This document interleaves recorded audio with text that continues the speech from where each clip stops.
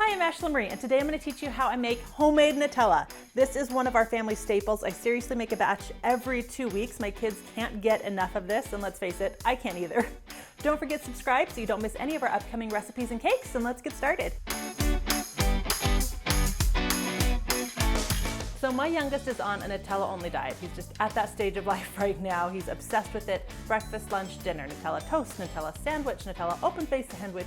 It's all he ever wants. In fact, I'll often find the jar of Nutella with the lid off and a spoon in it underneath the table where he has snuck it. I don't even know how he gets it. He's magic. Anyway, I figured it's expensive, so I should learn how to make it myself to save myself a little bit of money. Now, granted, chocolate and hazelnuts are on the expensive side of things, so it doesn't save a ton, but it's also fun to make. So the first thing that you want to do is set up a pseudo double broiler, a pot of water that you bring to a boil with a metal pan with your chocolate in it over that. Now, I don't recommend using chocolate chips, and the reason for that is chocolate chips actually have a coating on them that helps them hold their shape and be resistant against high heat. You don't want to put chocolate chip cookies in the oven and have the chocolate just ooze out everywhere. You want them to stay in chip form. So they're actually made to be resistant to melting, which is why chocolate chips don't make good ganache or drips or melted chocolate or anything like that. You want to use a higher quality chocolate. This is couverture chocolate. Yes, it's in the shape of chips. It looks like chocolate chips, but I promise this isn't. This is chocolate that is made for melting. Once your chocolate is melted, go ahead and put it aside and let it cool. Now we're going to start by making our hazelnut butter. So you want to take 3 cups of toasted or roasted hazelnuts. Now, if you can't find any dry roasted, you can only find more fresh ones. You're going to want to toast them in your oven. That's going to give out a much better flavor. Now, making your own nut butter, it's going to take a couple different stages. In fact, this will take about 6 to 10 minutes. And the smoother you get it, the smoother your final product will be. Now, after the first minute or so, it will be like a dry nut powder. As you continue going, it will start getting doughy and clump around as it gets mixed. And you'll think, this isn't right, this is just dough. But if you keep blending it, the natural oils of the nuts will be released and it'll start getting runnier and runnier and runnier.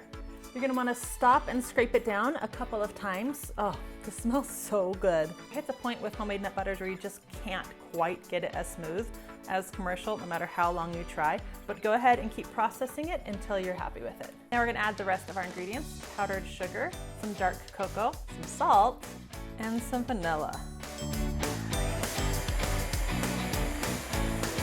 After about a minute, stop and scrape it down.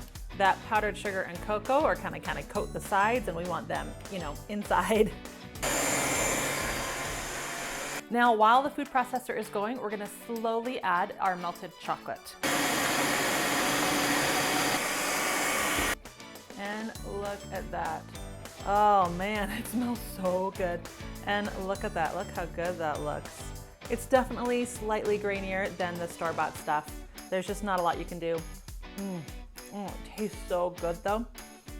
And I love that by making it homemade, you can personalize it. Like, I use semi-sweet and dark cocoa. You can use milk chocolate and regular cocoa if you prefer a more milk chocolatey taste. So you can add a little less sugar if you think that regular Nutella is too sweet. There's just so much that you can do when you make it yourself.